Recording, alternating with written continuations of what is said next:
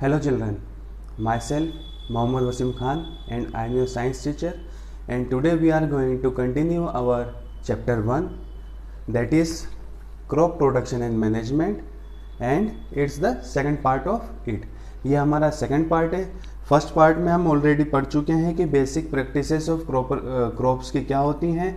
फिर हम ये भी पढ़ चुके हैं कि खारिफ क्रॉप्स और राबी क्रॉप्स क्या होती हैं. अब हम पढ़ेंगे इस पार्ट में कि जो हमारी बेसिक प्रैक्टिसेस हैं वो क्या हैं और इनके टाइप्स क्या होते हैं और वो क्यों ज़रूरी होती हैं, उनके एडवांटेजेस और डिसएडवांटेजेस के बारे में. Okay, let us start our chapter. First point है हमारा preparation of soil. Preparation of soil is the first step before growing a crop. Number one of the most important task in agriculture is to turn soil and loosen it. सबसे important task जो होता है वो होता है soil को loose करना और उसको ऊपर अपसाइड डाउन करना, मतलब नीचे वाली ज़मीन को ऊपर लाना, ऊपर वाली ज़मीन को नीचे लेकर जाना. इसको क्या कहते हैं? Soil rotation. इससे क्या होता है? सॉइल रोटेशन भी होता है. जो अच्छी ज़मीन है, जो नीचे वाली है, वो क्या ऊपर आ जाएगी और ऊपर वाली जिसमें थोड़े से कम मैन्योर्स और फर्टिलाइजर्स है वो नीचे चली जाती है. तो this allows the roots to penetrate deep into the soil. और इसका एक फ़ायदा और होता है. फ़ायदा ये होता है हमको कि जो हमारी सीड्स की रूट्स है वो क्या है, काफ़ी नीचे तक चली जाती हैं. ओके, फिर लूजेंड सॉइल पे help in the growth of earthworm and microbes present in the soil. This organisms are friends of farmers since they further turn and loosen the soil and had humus to eat. इसकी वजह से और क्या फ़ायदा होता है हमें? इसकी वजह से ये फ़ायदा होता है कि हमारा जो सॉइल है उसके अंदर माइक्रोब्स और माइक्रो ऑर्गेनिजम्स और अर्थवॉर्म्स ये आ जाते हैं. अब ये क्या है? ये फ्रेंड्स हैं फार्मर के. फार्मर के फ्रेंड्स कौन है? अर्थवॉर्म और माइक्रोब्स. उनकी वजह से क्या होता है? सॉइल और थोड़ा सा नरम हो जाता है और ह्यूमस प्रोवाइड करते हैं ये. ठीक. अब इसके बाद the process of loosening and turning of soil is called tilling और प्लगिंग. क्या कहते हैं? प्लगिंग या फिर टिलिंग. किसको? Process of loosening and turning of soil. ठीक है बच्चों. अब इसके बाद प्लगिंग में have big clumps of soil called crumbs. अब जब हम प्लगिंग करते हैं, जब हम जुताई करते हैं तो बड़े बड़े पत्थर जो है, बड़े बड़े पत्थर नहीं बोलेंगे हम, मिट्टी के डल्ले बोलेंगे. वो क्या होते हैं? आ जाते हैं. कैसे? ज़मीन के ऊपर आ जाते हैं और नीचे फिर खाली जा रहता है. ठीक है. It is necessary to break the crumbs. इसके बाद क्या होता है? पहले प्लगिंग करते हैं, फिर उसके बाद लेवलिंग. तो जो हमारे बड़े बड़े डल्ले जो ऊपर आ गए थे ना मिट्टी के, फिर हम उसको क्या करते हैं? लेवल करते हैं. किसकी मदद से? लेवलिंग की मदद से. Levelling the field is beneficial for sowing as well as irrigation. Levelling की आवश्यकता क्यों पड़ती है हमें वो सोइंग में और इरीगेशन में हेल्प करता है. मतलब अगर हमारी ज़मीन समतल होगी, तो क्या होगा कि हम जो बीज डालेंगे वो सब जगह प्रॉपर जा सकेंगे. ठीक है. और जो हम पानी देते हैं, इरिगेशन मतलब क्या? पानी देना. तो जो हम पानी देते हैं ना, तो पानी भी बराबर हर पौधे तक हमारे पहुंचेगा और फील्ड के, हमारे खेत के हर कोने तक पानी पहुंचेगा. Sometimes manure is added to soil before tilling. अब क्या होता है कि कभी कभी हम मैन्योर भी अप्लाई करते हैं बिफोर टिलिंग. ठीक है. This help in the proper mixing of manure with soil. इससे क्या होगा कि सॉइल के अंदर जो हमारा मैन्योर है वो इजीली मिक्स हो जाता है. एग्रीकल्चरल इम्प्लीमेंट्स क्या है? सबसे पहले है प्लग है. This is being used since ancient times for tilling the soil, adding fertilizers to the crop, removing weeds and turning the soil. जो हमारा प्लग है, प्लगिंग का काम क्या होता है? Tilling the soil, adding fertilizer to the crop, फिर उसके बाद removing the weeds and turning the soil में ये बहुत हेल्प करता है. ये किसका बना होता है? This is made up of would and drawn by the pair of bulls और एनिमल्स. आप लोगों ने देखा होगा जो हम हल की बात कर रहे हैं यहाँ पे, ये जो हल है ये देखिए बुक में भी बता रखा है कि हल किसकी मदद से? ये देखिए 2 बफोलेस हैं, उसकी मदद से. अब पहले से ही बहुत पुराने टाइम से हम ये खेती इसकी मदद से करते आ रहे हैं. The indigenous wooden plug is increasingly being replaced by iron plug nowadays. लेकिन आजकल क्या हो गया है, जो पहले लकड़ी वाले प्लग्स थे उनकी जगह अब हम क्या कर रहे हैं? आयरन के यूज़ कर रहे हैं. अब इसके बाद आ जाता है नेक्स्ट हो. क्या होता है बच्चों? It is a simple tool which is used for removing weeds from and for loosening the soil. ये वीड्स को रिमूव करने में और सॉइल को लूज करने में काम में आता है। ठीक है, ये देखिए ये हमारा हो है, ये इससे क्या होता है, ये वीड्स को रिमूव करता है और सॉइल को लूज करने में हेल्प करता है। फिर इसके बाद कल्टीवेटर, कल्टीवेटर मतलब जो हमारे ट्रैक्टर्स हैं। Nowadays plugging is done by tractor driven cultivator. The use of cultivator save labor and time. अब जो हमारे कल्टीवेटर्स हैं ये क्या करते हैं, ये हमारा टाइम और हमारी लेबर मतलब हमारी मेहनत दोनों को सेव करते हैं, बचाते हैं। ठीक है, तो ये बहुत अच्छी चीज़ें हैं। उसके बाद बच्चों आ जाता है हमारा नेक्स्ट टॉपिक सोइंग। सोइंग क्या है? Sowing is an important part of crop production. Before sowing, good quality, clean and healthy seeds of good variety are selected. Farmers prefer use which have high yield. अब sowing क्या होता है? sowing मतलब होता है बीजारोपण। जो हम करते हैं ना, जैसे हम खेतों में बीज डालते हैं, तो बीज कैसे होने चाहिए? गुड क्वालिटी के होने चाहिए, क्लीन होने चाहिए, हेल्दी होने चाहिए। अच्छे बीज होंगे तो अच्छी फसल होती है। तो इसको कैसे चेक करेंगे? इसको पानी की मदद से फार्मर्स चेक कर सकते हैं। Damage seeds become hollow and are thus lighter. जो डैमेज, जो खराब सीड्स होते हैं वो क्या है, वो थोड़े से खोखले होंगे और लाइट होते हैं, हल्के होते हैं, तो वो क्या पानी के अंदर ऊपर तैरने लग जाएंगे। तो फार्मर्स क्या करते हैं, उनको अलग कर देते हैं। ठीक है, this is a good method for separating good healthy seeds from damage ones. तो इससे क्या होगा, जो अच्छे सीड्स है वो नीचे चले जाते हैं पानी में और जो खराब सीड्स होते हैं वो ऊपर तैरते हैं। तो फार्मर्स क्या करेंगे, उनको डिफ्रेंशिएट कर सकते हैं सीड्स को। ठीक, अब इसके बाद हम टूल्स कौन से यूज करते हैं? हम यूज करते हैं traditional tools. The tool traditionally used for sowing seed is shaped like a funnel. ये देखिए एक फनल होता है ना, आप लोगों ने भी देखा होगा कि फनल की मदद से, ये देखिए हम यहाँ पे ये फनल बनाएंगे। ये क्या है, एक फनल है। ठीक है, इस फनल के अंदर क्या होता है कि जो हमारे फार्मर्स हैं वो क्या डालेंगे, बीज डालेंगे। ठीक है, ये बीज कहाँ जाएगा, सीधे ये बीज जाएगा हमारे सॉइल के अंदर। ठीक, तो सॉइल के अंदर जाएगा और फिर ये हमारा पुराना मेथड है। ये क्या है, ट्रेडिशनल, मतलब ये नॉर्मली हम इस तरीके से यूज करते हैं सीड्स को डालने के लिए ज़मीन के अंदर। ठीक, the seeds are filled into the funnel, passed down through the 2 or 3 pipes having sharp end. This end pierce into the soil, place seeds there, और वो सीड्स को वहाँ पर जमा देते हैं। अब इसके बाद दूसरा तरीका कौन सा है, सीड ड्रिल्स। सीड ड्रिल क्या होता है? nowadays seeds drill is used for sowing with the help of tractors. Tractors की मदद से हम जो सीड्स डालते हैं उसको क्या कहते हैं, सीड ड्रिल्स कहते हैं। ये देखिए ये एक लोहे का सीड ड्रिल है, इसमें क्या हम ट्रैक्टर की मदद से इसको खींचते हैं और ये सारी सीड्स को काफी कम टाइम में और काफी अच्छे तरीके से हमारे खेत में डाल देता है। इसमें टाइम कंज्यूमिंग नहीं है। This protect seeds from being eaten by birds, और बर्ड्स भी इसको खा नहीं सकती है। जो ट्रेडिशनल मेथड था, इसमें क्या होता है कि बीज हमारे ज़्यादातर ऊपर ही रह जाते हैं, तो जो हमारी बर्ड्स है वो खा जाती थी। लेकिन सीड ड्रिल की मदद से ये काफ़ी अंदर तक जाते हैं, जहाँ पे हमें ज़रूरत है कि वहाँ पे पहुँचना चाहिए, वहाँ पे पहुँच के फिर हम उनको आराम से डाल सकते हैं। ओके बच्चों, अब इसके बाद आ जाता है हमारा next topic, adding manure and fertilizers. अब ये क्या होते हैं, substances which are added to the soil in the form of nutrient for the healthy growth of plants are called manure and fertilizers.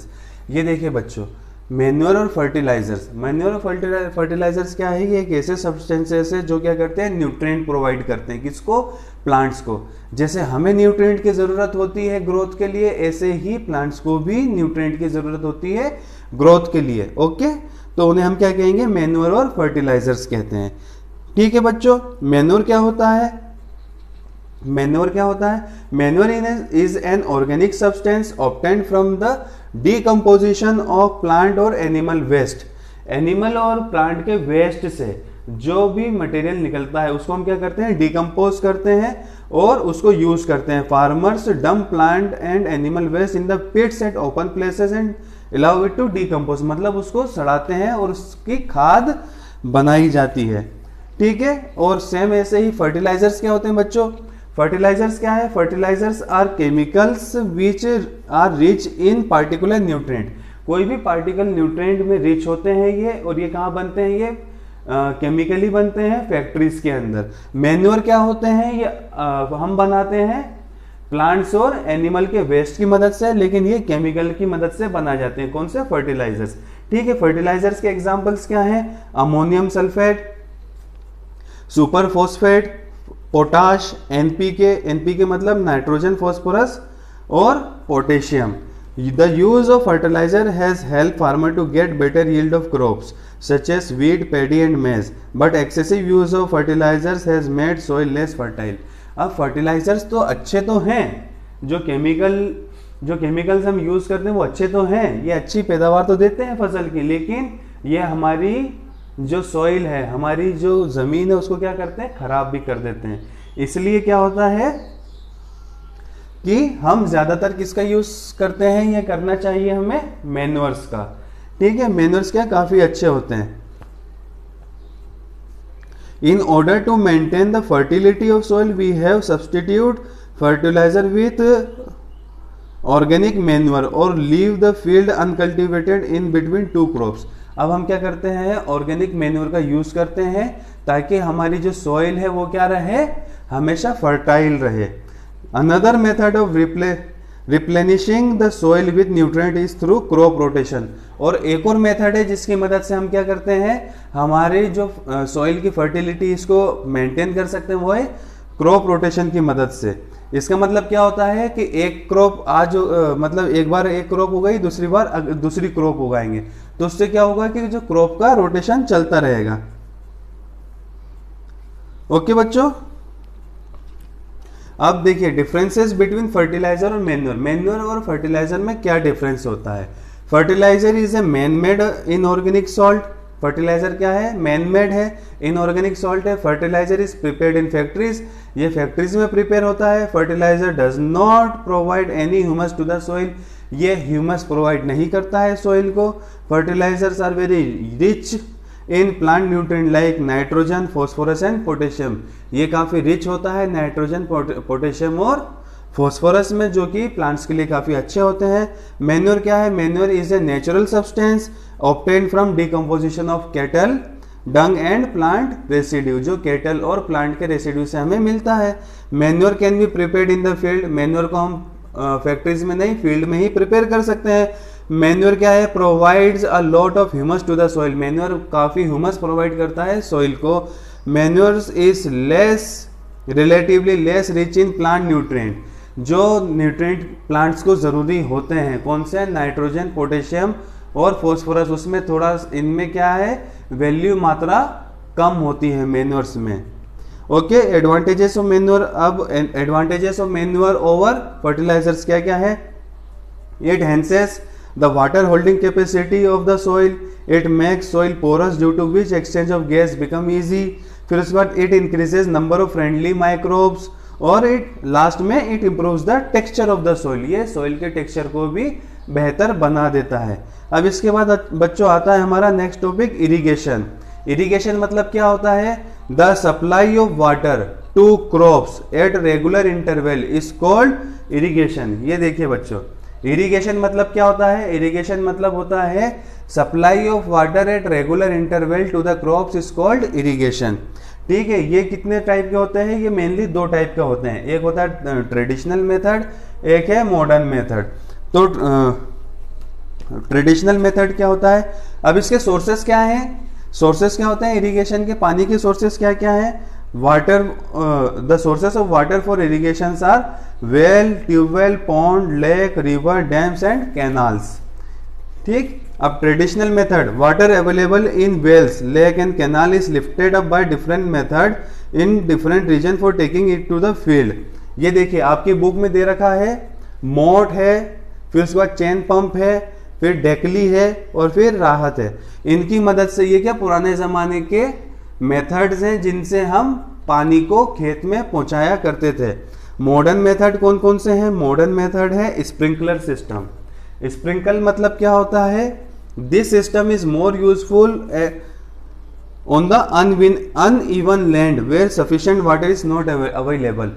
देखो बच्चों, ऐसा होता है बहुत सारी जगह, जैसे पहाड़ी इलाके हैं, पहाड़ी इलाकों में क्या है, आप सब सारे पूरे खेत में एक साथ कहीं भी पानी सही तरीके से नहीं दे सकते, तो हमें क्या करना पड़ता है, वहां पर पानी को हर पौधे तक पहुंचाना है ताकि हमारी फसल अच्छी हो।